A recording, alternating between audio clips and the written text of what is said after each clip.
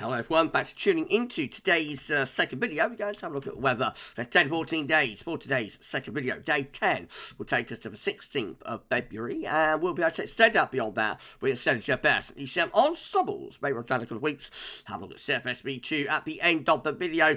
But the next 4 weeks gets us into early March. I'll get on back for you in a moment. Just say that first, the video series, our 6 AM UK weather forecast. We may have a snow watch coming up for you this evening. It might be a cold rain watch, it might be a snow watch.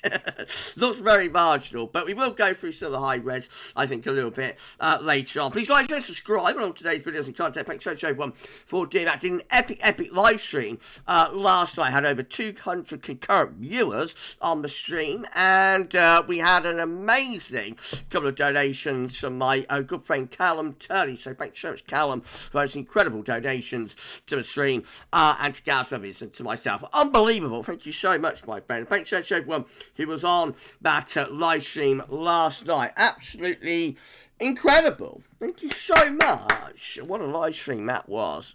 Amazing. Thank you so much, everyone. Right, let's start off this video with the Arctic Oscillation observed and forecast. So black line shows where we've been with the Arctic Oscillation, red lines at the end with GFS ensembles are forecasting the Arctic Oscillation to go. We're currently quite strongly positive with the AO, as we have been since about the middle of January. However, it's on the move, and we're going to find the Arctic Oscillation dipping into negative territory over the next couple of weeks. That tells us we have a strengthening blocking signal within the Arctic and high latitudes. So, of course, it's always weather that's driving the index.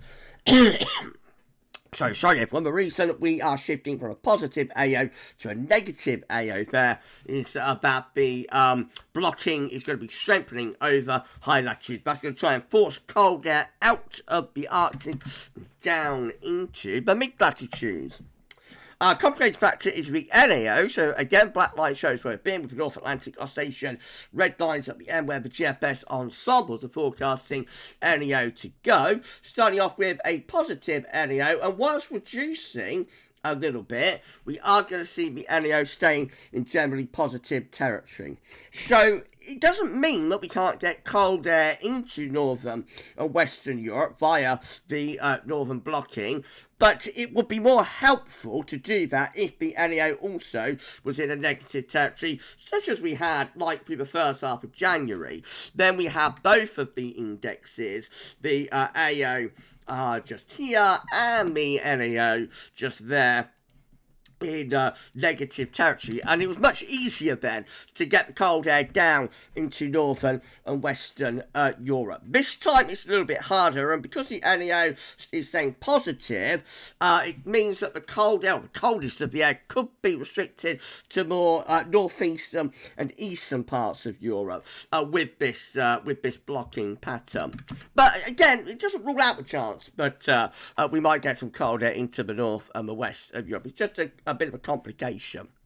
Right, let's read that from Earth. NoSchool.net shows that we're under high pressure at the moment. We're high and dry, and the high pressure will be heading up towards Scandinavia as well over the coming days, which is going to have the effect of turning the wind into an easterly. So blocking air is high pressure going over Scandinavia, turning wind So, sorry again, everyone. Turning wind into the east, and as I say, that's not going to be a desperately cold EC, but it will have a real chill to it, and it could bring some wintry showers through at times. Central temperature is now sitting at 5.8, that's 2 degrees above 61 to 1990 average. It's provisional to yesterday to the 5th of February. That's not going to get any higher, I don't think, and will start coming down over the next several days. These are the GFS upper air temperature and precipitation ensembles for the next couple of weeks. We're looking at Ipswich today. The red line is the 30-year upper air temperature average for Ipswich, starting off around to a bit below average, a bit colder average over the next week or so. We find the upper air temperatures lifting up to the 3rd week of February. 1 or 2 cold outliers still there, particularly notably the GFS control run, which is that big blue line, that actually dips into the freezer later on. There is one ensemble then that's even colder than that down here. Overall, though, it looks as though sort of the next week to 10 days rather cold. and then a recovery in the upper air temperatures in the more extended. However, that might still be cold, even with the recovery in the upper air temperatures. Depends whether high pressure is still bringing in a continental flow. If it is, we'd like to get inversion, and that will continue to increase the risk, or continue the risk of frost and fog. Precipitation-wise, not a huge amount, but there's going to be some precipitation about in the next week. As I say, that could be wintry showers coming in from the east, a mix of rain, possibly a bit of sleet, maybe some snow over high ground in places. We'll look at the chances in snow watch later. Perhaps a little bit wetter through the third week of February, but that's a long way off and is extended range. Temperature anomalies for the next 5 days up to the 11th of February, coming out colder than average through most parts of the country in the 6 to 10 day time frame. The cold air more towards the west, a little bit less cold for more eastern regions. That gets up to day 10 to the 16th of February. Precipitation anomalies for the next week, coming out drier than normal in most places. Okay, that's based on the GFS, though, remember. So other models are going to be colder than that, and we're going to go through those right now. Those anomaly maps are based on the GFS. Right, let's start going through the data then. So this Avalanche UK Met Euro run is looking at midnight on Sunday. Bit of a trough in the south, but slightly less cold air coming in from the east, actually, on Sunday. However, the high pressure sort of strengthens over Scandinavia, and we renew the easterly with the UK Met through the early part of next week. That's perhaps going to be the coldest period. Potentially early next week, Monday to Tuesday, could be the greatest risk of more general rain, sleet, and perhaps snow down across more southern areas. I think that air coming in early next week is really quite cold. That lasting to Wednesday a little bit as well, and even up to midnight next Thursday, the UK Met actually with a strong blocking area of high pressure here between Greenland and Norway, and still keeping wind for a pretty cold easterly direction. So the UK Met is an upgrade this morning, or was an upgrade this morning for, you know, a potentially quite a cold week next week. UK Met upgrading things from a cold perspective. This is how ICOM is looking. So again, not particularly cold on Sunday, a little bit less cold actually.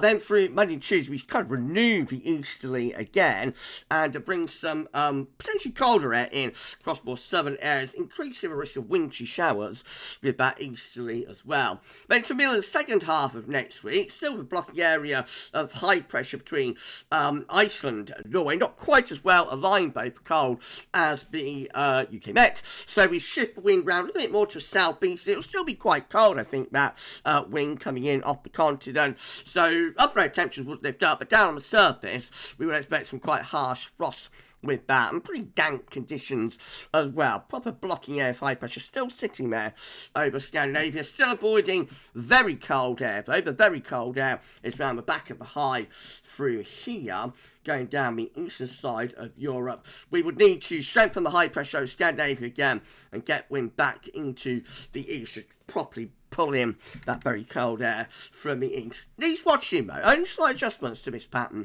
could make a big difference. The KMA looks like that. Again, slightly less cold as we go through into Sunday, but back into a colder easterly through Monday and Tuesday, possibly increasing the risk of wintry showers with that down in the south as well. Big blocking area of high pressure with the KMA as we get through towards the end of next week. Check that out, between Greenland and Norway, 1,050 millibar area of high pressure.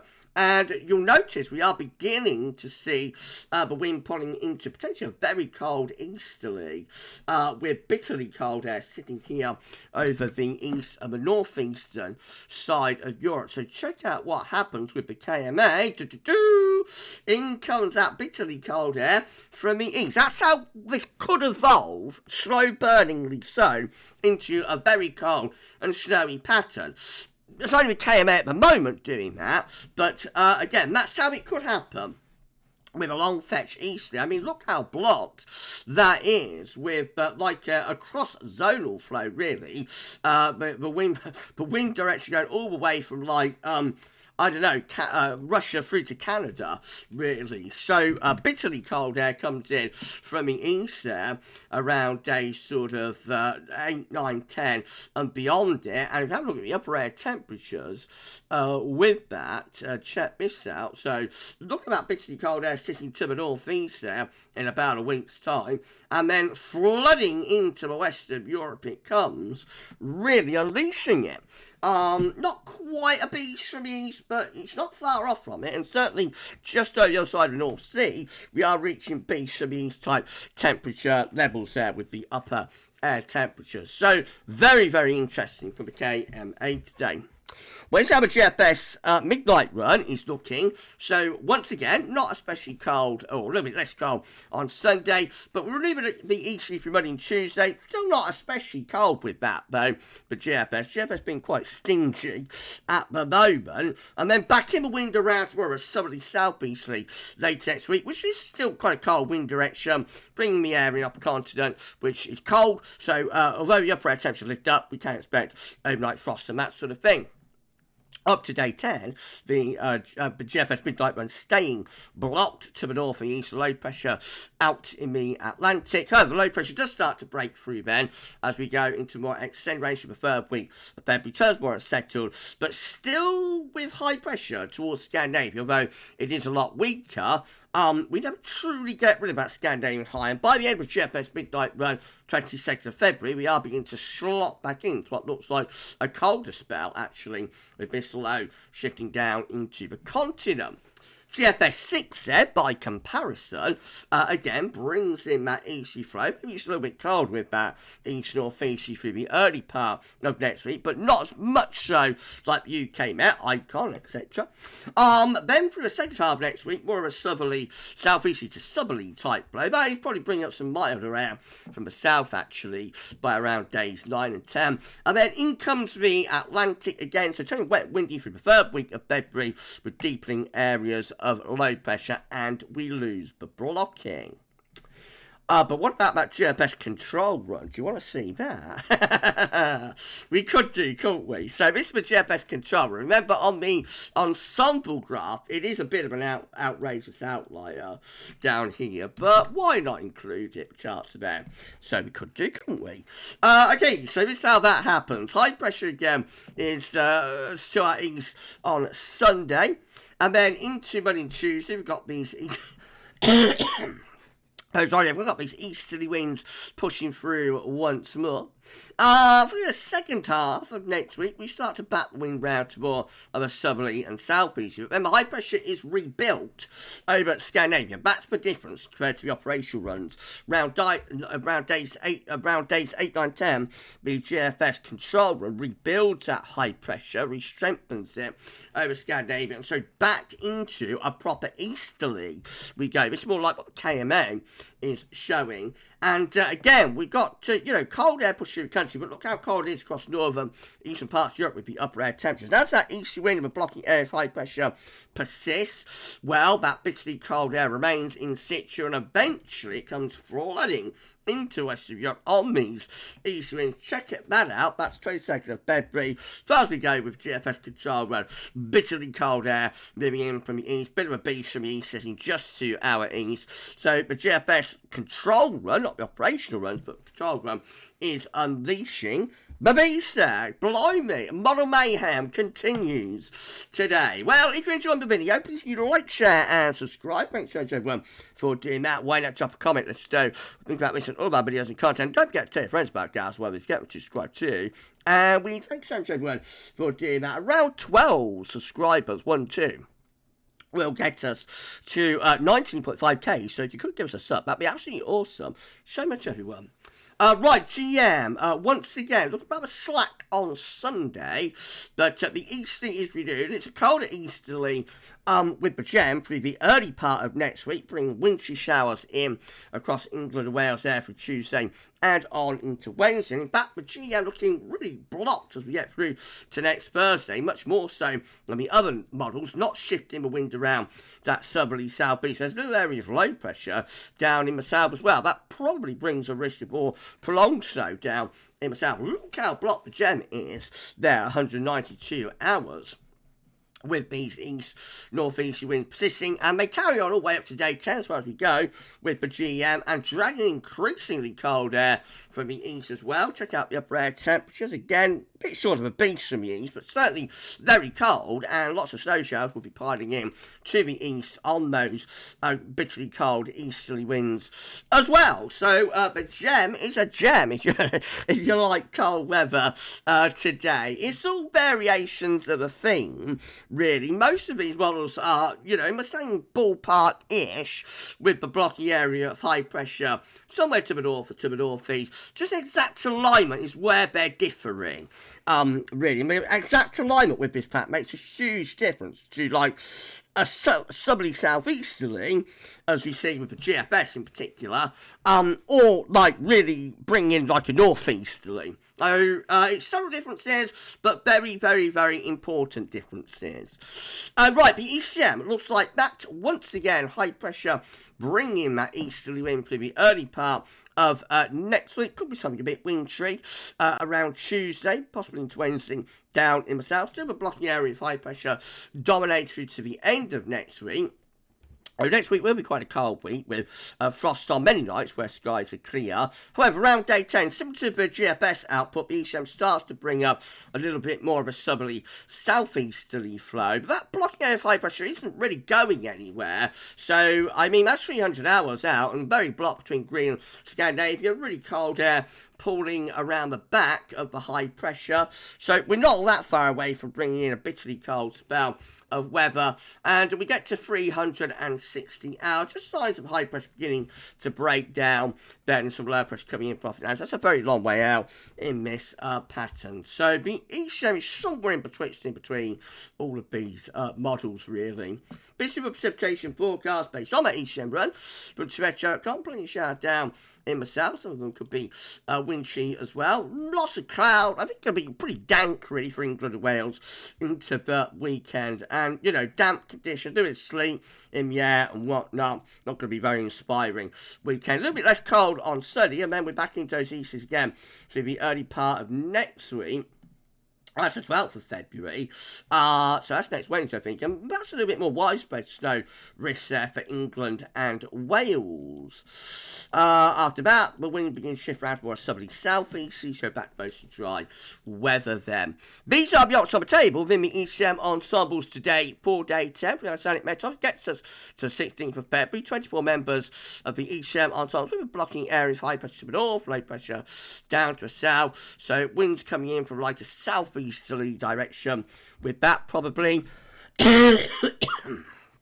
And so that's going to be quite cold, but not desperately cold, if you get what I mean. Got 15, again, high pressure blocking to the north, low pressure to the south, to the southwest, winds in a little bit more from a southerly southeasterly direction, be a bit more unsettled for south and west. And then this is probably the coldest option. We've got 12 here with blocking around Greenland, low pressure through the northwest. That should be bringing the wind from like an east-northeasterly direction. So those 12 do look quite cold and wintry, I think. Then in 2 weeks' time, these are the options that we've got. It gets us to the 21st of February, 29 members of the ECM ensembles with blocking around Greenland, low pressure to the south. That could be quite cold and wintry there. And 22 with high pressure more towards the east, low pressure out to the west. And that will bring up a not especially cold southerly southeasterly flow. Remain blocked though, really, all the way to 2 weeks out there. Again, the devil is in the details. CFS V2 finally.